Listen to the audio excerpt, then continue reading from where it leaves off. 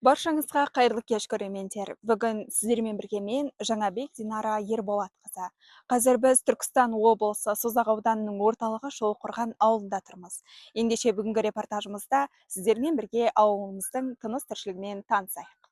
Қазіргі таңда ауылымыз қарқынды дамып, жаңа келбетке ие болуда. Аудан әкімі Мұхит Тұрысбековтың бастамасымен бірқатар маңызды жобалар жүзеге асып, тұрғындардың игілігіне қызмет етіп келеді.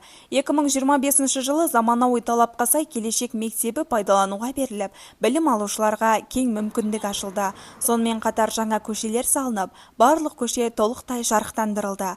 Бабалар саябағы халықтың сүйікті демалыс орнына айналып, спорттық және қоғамдық кешендерде ел игілігі үшін өз жұмысын бастады. Соның нәтижесінде ауылдың инфрақұрылымы айтарлықтай жақсарып, тұрғындардың өмір сүру сапасы жоғарылай түсті.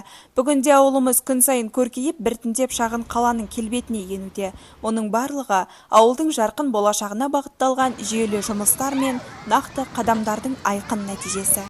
Соңғы жылдары ауылға газ құбырлары тартылып, тұрғындардың тұрмыс тіршілігін жеңілдетуге бағытталған түрлі шаралар жүзеге асты. Аудан әкімінің басшылығымен қазіргі таңда ауданымыз күннен күнге көркею үстінде.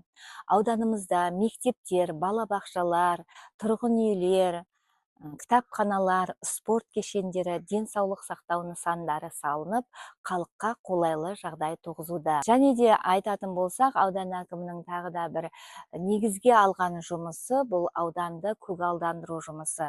Ауыл ұнайды, өзім ауылым ұнайды. Бүкіл көшеге асфальт салынды. Сосын бұрында свет жоқ еді, қазір свет бар. Сосын бүкіл жерге газон салынды. Газондарда ойнайсың ба? Иә, футбол көп ойнаймыз осы жерде.